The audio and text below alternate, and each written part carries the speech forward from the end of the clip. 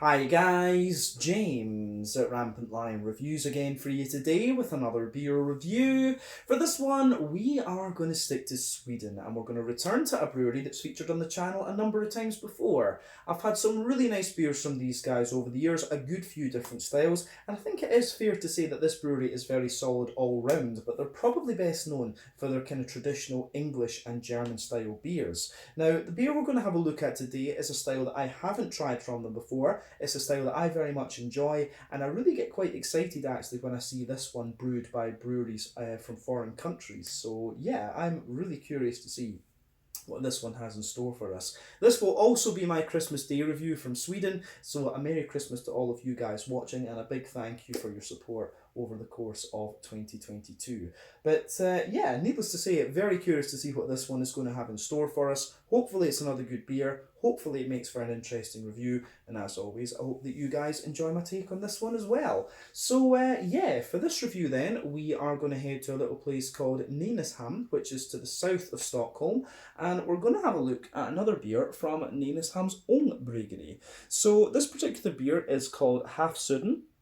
It comes in at 13% ABV, and as you can see from the label, they're describing this one as a wee heavy, or in other words, a Scotch ale. So yeah, at 13% ABV, this one is a bit of a monster within the style category, but we'll talk a little bit later on in the video exactly what the Scotch ale entails. But yeah, when I saw this one coming through Systembolaget, I thought we had to have a look at this on the channel, and incidentally this beer was released as part of the Tillfälligt temporary assortment through Systembolaget here in Sweden for December of 2022.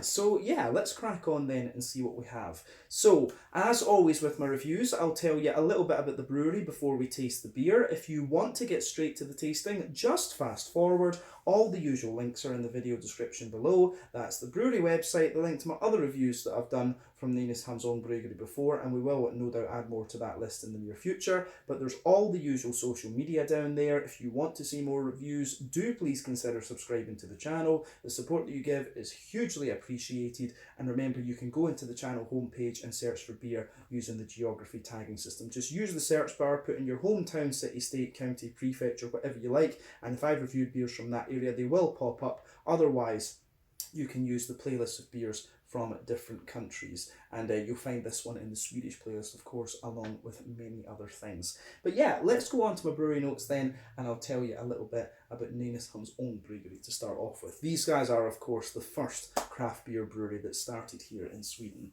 So yeah, Nynäshamns Ångbryggeri, as I've mentioned to you already, are based in Nynäshamn to the south of Stockholm, and this company was founded back in 1997. So the brewery finds its origins in the Haggis Bears Club, which is an organisation started by some friends that used to go on expeditions around Europe to visit various different breweries. You know, they would go to Belgium, Germany, Czech Republic, just to try different things. But the main reason for this was that that Sweden was very much lacking in a good choice of beer at the time, and it had been for a very long time actually. So these guys wanted to go abroad and try lots of different things.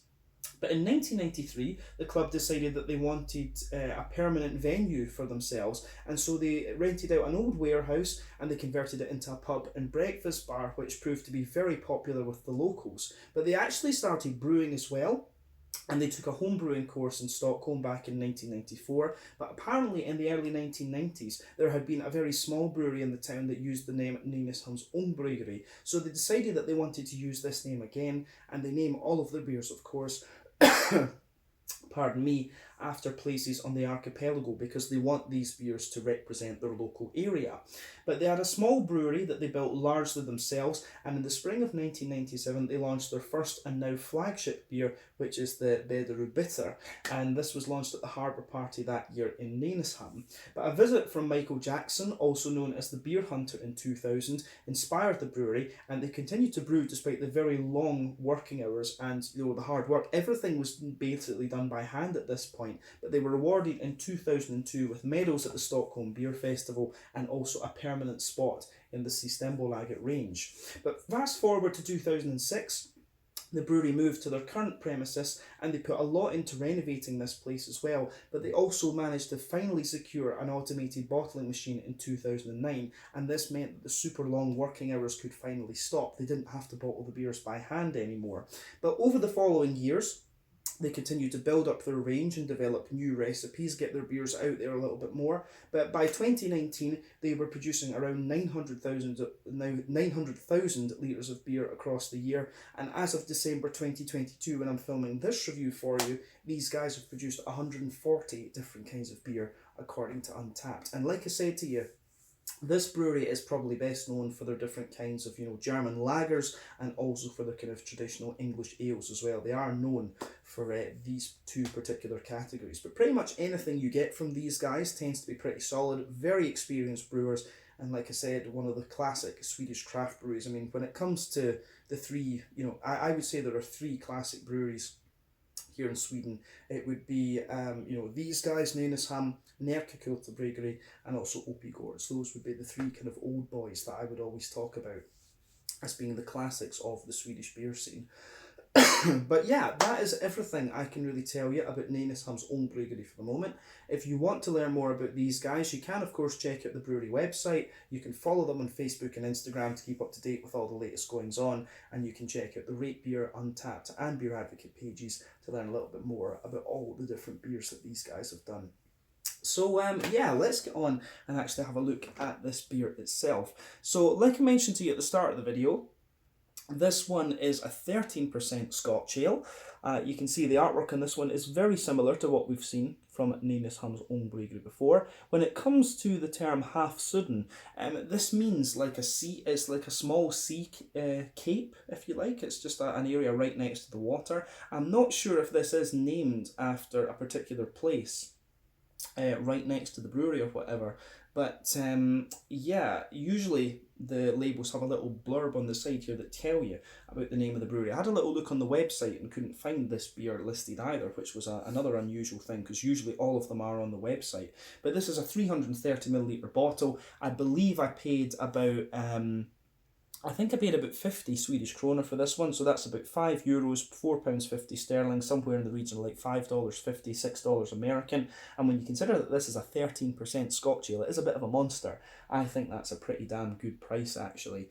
But like I said, it was released as part of the Tillfälligt temporary assortment through Systembolaget for December of 2022, and you can see that this one has the 25th anniversary bottle cap for Nynäshamns Ångbryggeri.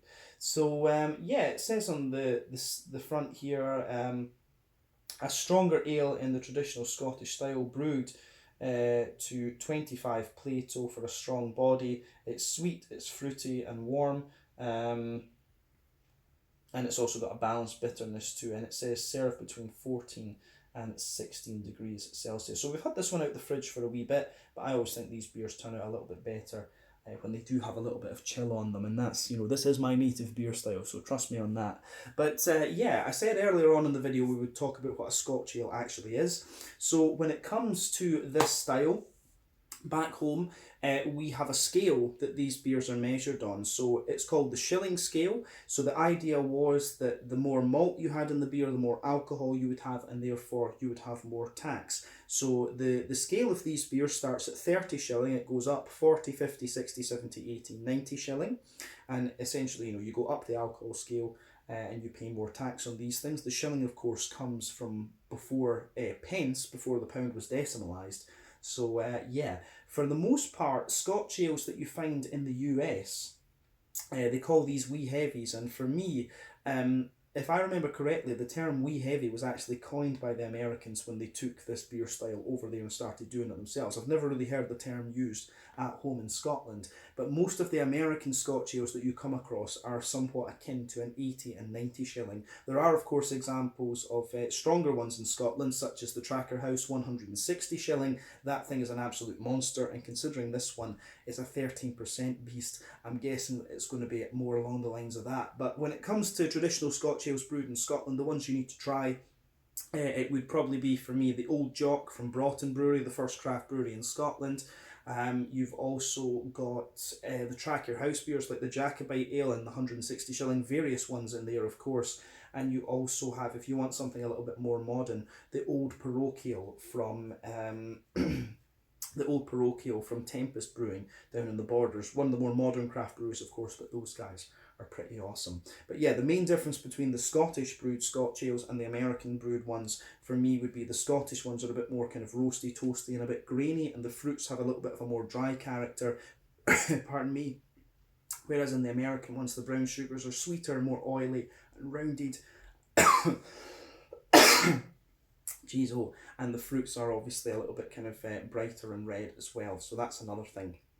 But yeah, that's a basic description of the Scotch ales for you. But at 13%, I reckon this one, I'm not sure whether, you know, Nynäshamn always find a good way of kind of straddling the border with the British ales, of being a little bit American but also being more kind of traditional in a sense. So I'm curious to see what they do with this one. But at 13% ABV, this is probably likely to be akin to a big 160 shilling beer.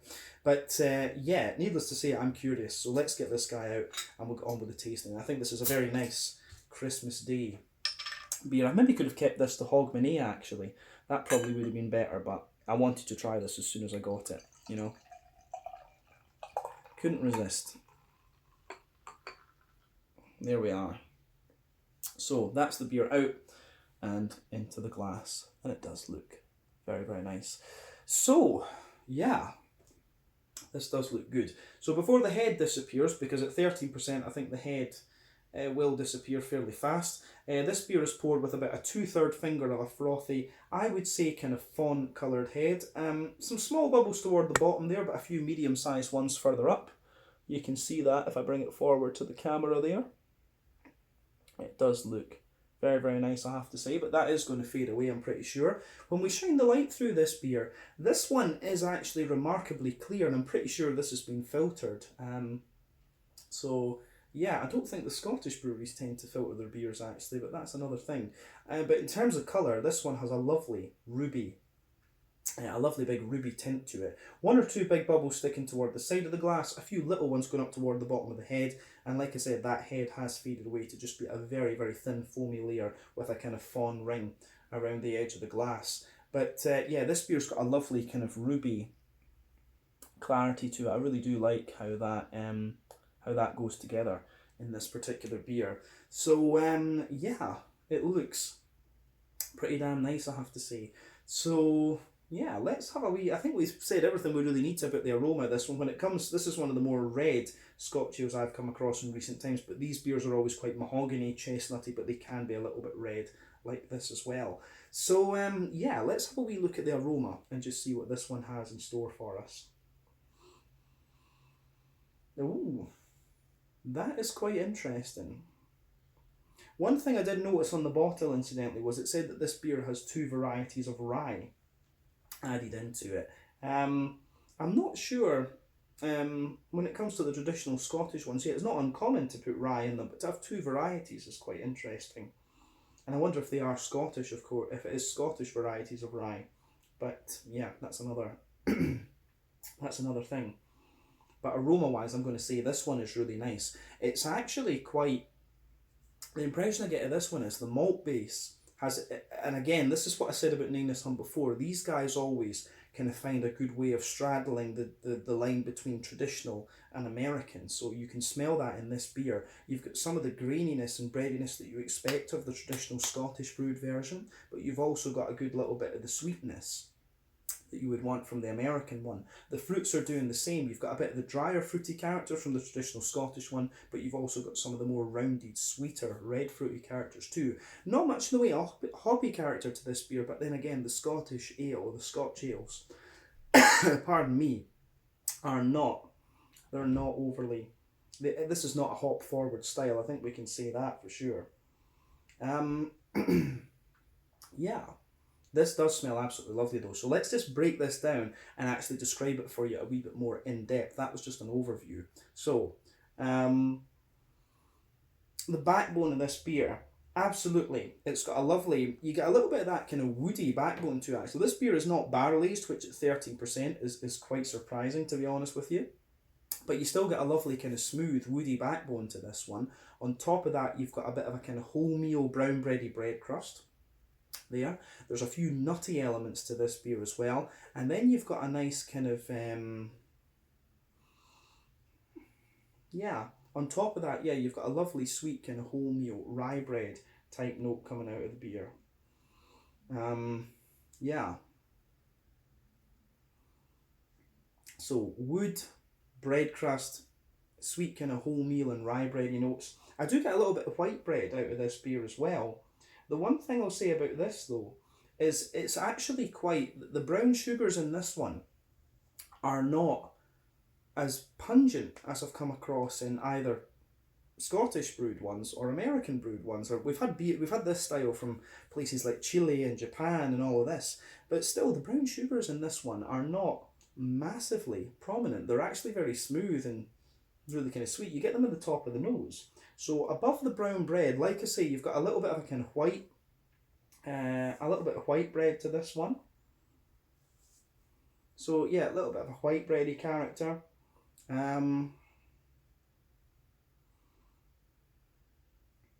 So a little bit, yeah, a little bit of a kind of fresh white bready note in there, some wholemeal brown bread, and then you get the brown sugars out of this one, and it's quite interesting because you don't get that big, treacle molasses sort of thing that you might expect to get from such a heavy Scotch ale at 13% ABV. Because I would expect, treacle molasses, a very long wort boil as well, but this beer really does not give that impression. In the middle of the nose where you get the brown sugars, you do get a little bit of a caramelized brown sugar, but it's actually very bright. It's just like a kind of caramelized regular caramel, if that makes sense. There is a little bit of like Werther's Original butter candy, butterscotch to this one. Certainly some McVitie's Digestive Biscuit as well. And then just a regular caramel on top. This one, the brown sugars are nowhere near as dark as I thought they were going to be when I saw this thing was 13% ABV.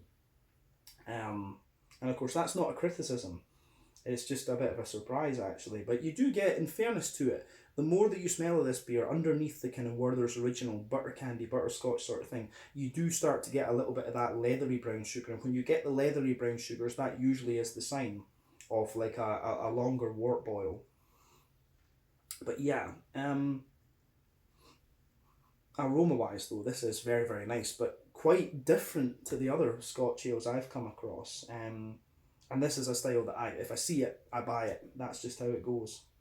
But this does smell very, very nice, I have to say. But like I say, quite a bright, Werther's, quite a bright butterscotchy, butter candy leaning.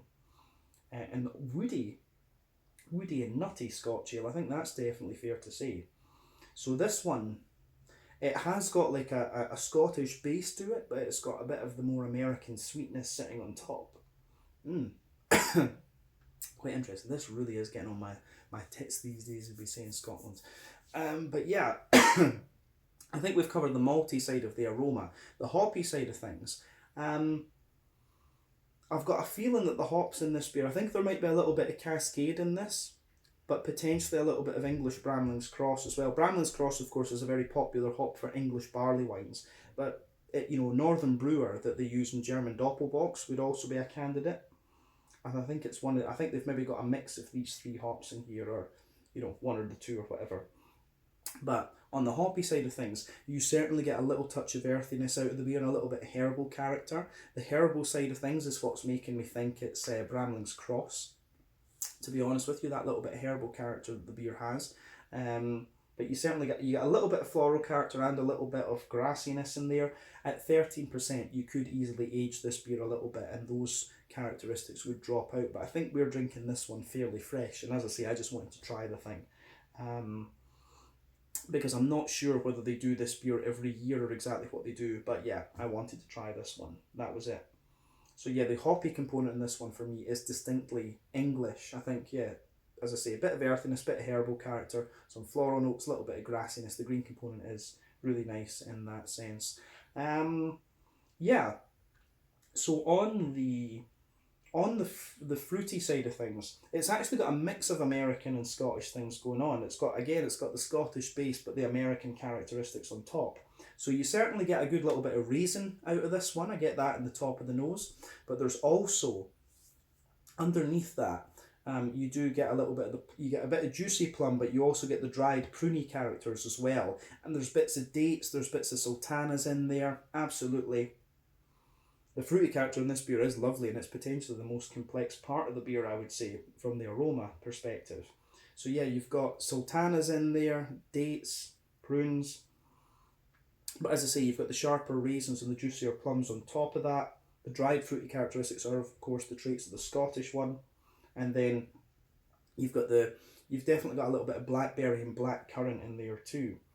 So yeah, lots of stuff going on with the aroma of this beer. I think this one's absolutely lovely from the aroma perspective, but I could sit and smell this all day. I think it is about time that we had a taste of this one to see what it's all about. So yeah, this one is the Hafsudden Wee Heavy Ale, as they're calling it, 13% ABV from Nynäshamns Ångbryggeri in Nynäshamn to the south of Stockholm here in Sweden. I think this is a very nice beer to mark Christmas Day here in Sweden. This is actually my first Christmas Day that I've spent in Sweden since I moved here. I've always gone back to Scotland for Christmas or gone out to Japan.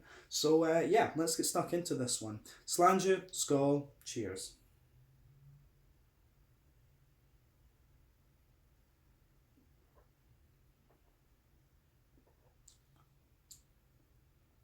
Oh yeah, I'm going to say straight away, that is a very, very nice beer.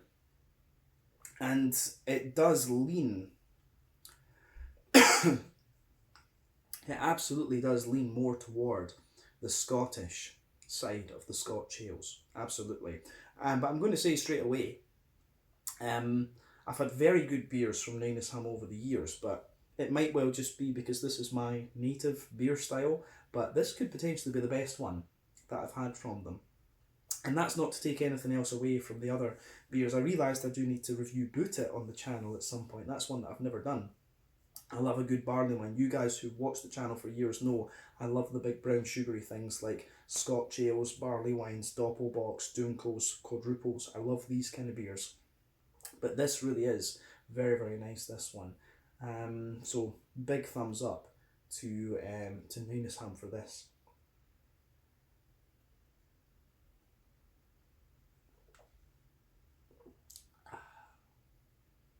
I think I might need to get a couple of bottles of this for some of my beer tuber colleagues, actually, for them to try, because this really is very nice.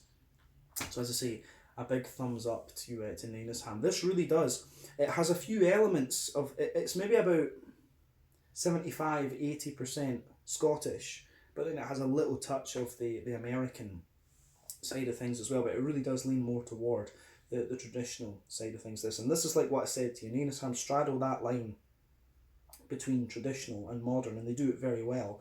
So yeah, I think this is really damn good.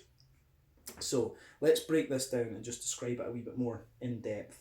Middle third of the palate, of course, starting off with.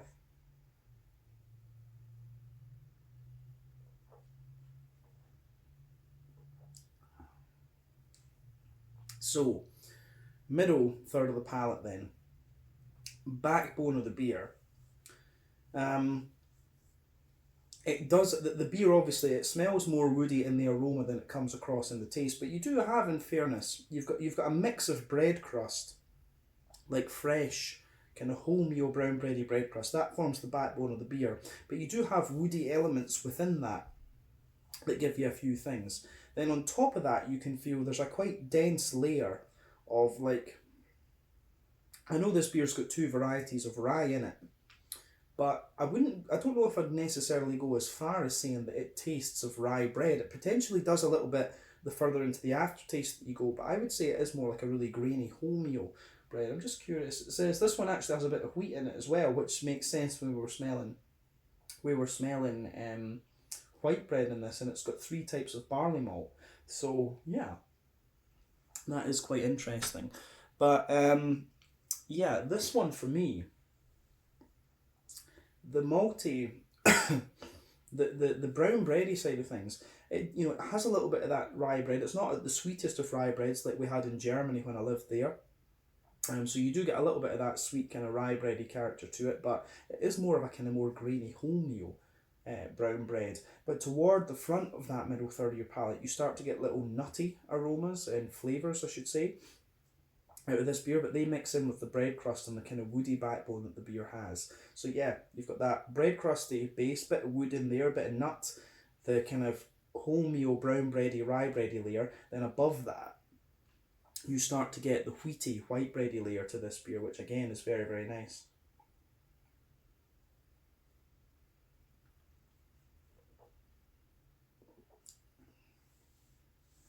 So yeah, the wheaty, white bready layer that you get out of this one, I have to say, is really, that's coming from the wheat obviously and a mix of the barley malt. But yeah, you can feel the densities underneath the white bready layer. It's maybe it's more fair to say there's two different layers. You've got the more dense wholemeal bread, which I'm guessing would be the rye bread. You've got a bit of a lighter wholemeal brown bread. Then you've got the white bread sitting on top of that. But then you get the big brown sugary layer. So you've got that big circle. You've got that big circle sitting in the middle of your palate there, where you get all these brown sugary notes. So the base layer of that circle is more kind of leathery. It's like a big leathery brown sugar, and to me that indicates that this beer has potentially had a good little bit of it has had a good length of wort boil, and you can kind of feel that in the oiliness of this one. I don't know if you would do like a double mash for a Scotch ale like this, but it might make it a little bit too heavy. But this beer, it is big, thick and oily in its mouthfeel, but I'm not quite sure it would be double mash. But 13%, it wouldn't surprise me if it was.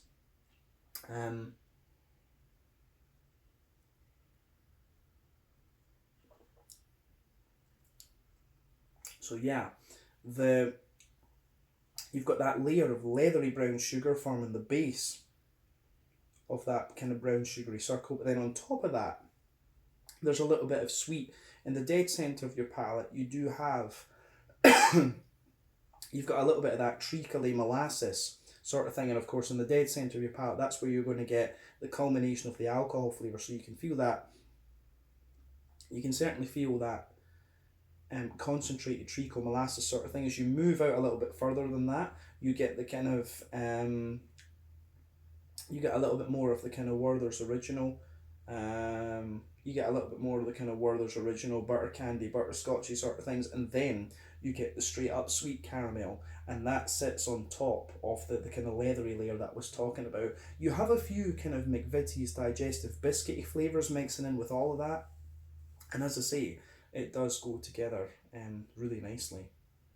In that sense, I do like how this beer, the way that the bready side and the brown sugars go together is very nice. Some of the brown sugary elements, like I say, are a little bit American, but the fact that it's got that leathery brown sugar and the kind of Werther's Original sort of thing, as well as the wood and the bread, really makes this more of a Scotch ale. Right? If it was it would be a lot oilier and more kind of bright than this. Well, maybe it is oily enough to be an American one, but it's the brightness of the flavours. And this beer has the dryness you expect of the Scottish brewed Scotch ales. But like I say, beautiful beer this one, and it certainly meets my standard for the style. So yeah.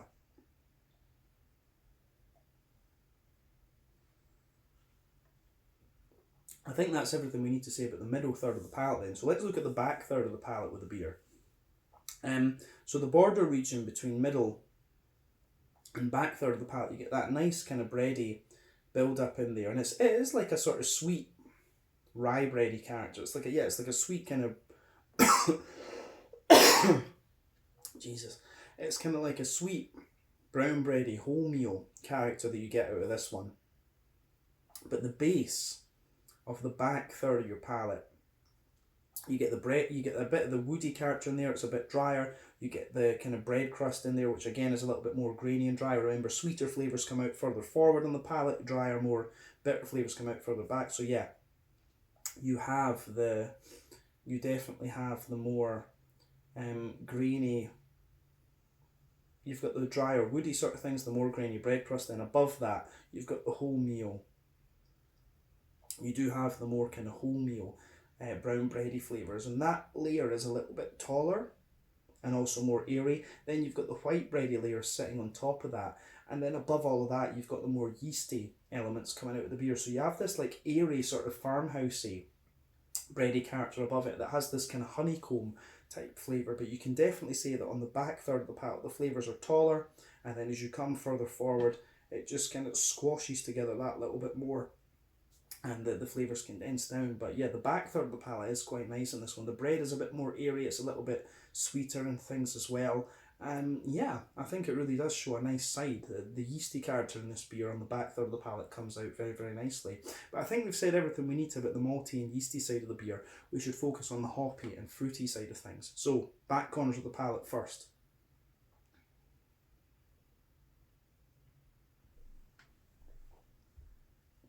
So, like I said earlier with this beer, I do suspect English hops in this one. There's a nice little bit of earthiness in there. Then as you move further forward, it gets a little bit herbal, and as you push toward the front corners of the palate, it's got a good little bit of floral character to it. I don't think this is only English hops in this one. I do get the feeling there's a bit of American hop in here, because the floral character is just a little bit too kind of punchy. I wouldn't be surprised if it's Cascade or a bit of Chinook or something in here, because there is a tiny little hint of like pine resin underneath this, and that would indicate to me Chinook. So I wouldn't be surprised if there's a bit of, you know, Brandling's Cross from England, but at the same time a bit of Chinook and maybe Cascade in this one. I think there's just something in this beer that's telling me that's what it is. So yeah, earthiness, a little bit herbal character, but then a bit more of a kind of floral aromatic spice. Remember, this beer's 30%. You can age it a bit more and these flavours will drop out a little bit, but the green component it is there because we're drinking it fresher.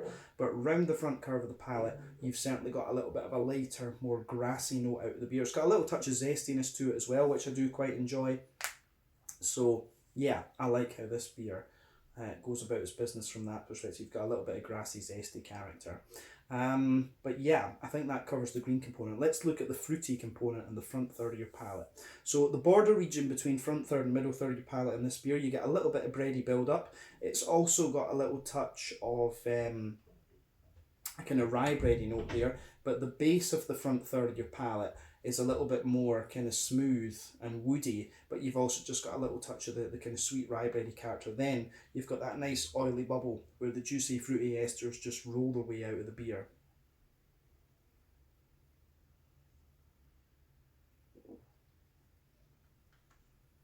So let's look at that fruity side of things. As I said, this beer, the fruity side of things really does lean more towards the Scottish side, but it has a few elements of Americanness to it, if we can call it that. So at the back of that front third of your palate, you certainly get a little bit of raisin in there. You've also got a lovely little bit of, you've got a little bit of raisin in this one. You've got a good little bit of a kind of plummy character underneath, but then it really gets, it leans more towards the dry fruity side of things. You've got prunes, you've got dates, you've got sultanas, the dry white green grapes. So this beer, the back half of that front third of your palate is more prunes, dates and sultanas. When you come further forward from that, you certainly have a little bit more of, pardon me, you get a little bit of a kind of figgy quality toward the middle of that front third of your palate. Then as you move into the front half, there's a little bit more kind of black currant, I would say, and above that you get a little touch of blackberry, and the juiciness of the blackberry kind of lingers there into the aftertaste with this beer. But yeah, the thing that is there with this one, it really has the dry fruity characters, the dates, the prunes, the sultanas, and the dried pear. Actually, you do get quite a little bit of dried pear out of this beer. It has these more dry Scotch ale type fruits to this one. So yeah, I like how that goes together. Absolutely.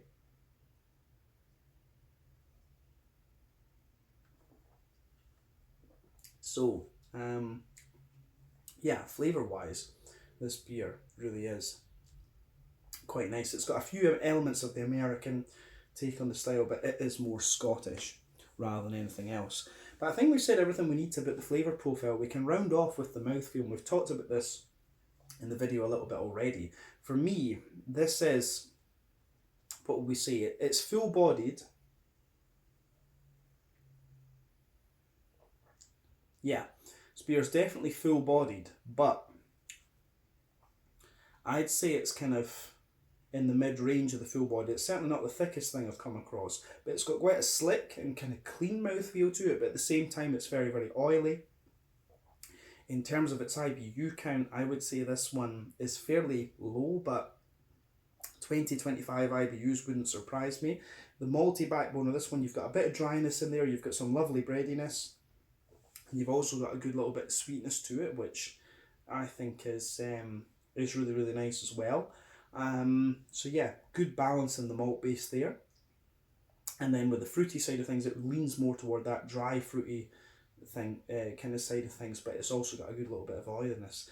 But overall, I think it's an awesome beer. I can feel the booze going to my head a little bit with this one because it is 13%. But like I said, it has a little element of Americanness to it, but it's about 80% Scottish, I would say. I think 80% Scottish, 20% American, this Scotch ale.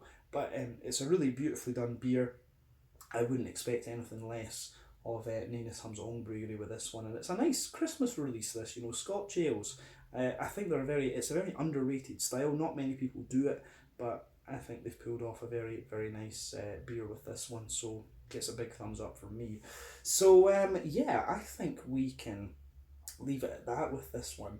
This was the Hafsudden. The Hafsudden Wee Heavy Ale, a 13% Scotch ale from Nynäshamns Ångbryggeri, the first craft brewery in Sweden, and this is the first Scotch ale I've tried from them. My voice really is starting to go now, guys. But yeah, this was awesome to film this one. I think this was a nice Christmas Day review here in Sweden. So yeah, we'll leave it there. Once again, thank you for watching my beer reviews. Until the next time, please like, subscribe, share, all the usual YouTube stuff. Let me know your own thoughts on this beer in the comment section below. Let me know what your favourite beers are from Nynäshamns Ångbryggeri, and we will no doubt return to these guys at some point in the near future. I need to buy a few bottles of this one for my beer tubing colleagues. But until the next time, slange it, Scott, cheers, and I'll catch you guys very soon. Make sure you check out Nynäshamns Ångbryggeri, check out my social media, check out theirs, and I'll catch you guys in the next review.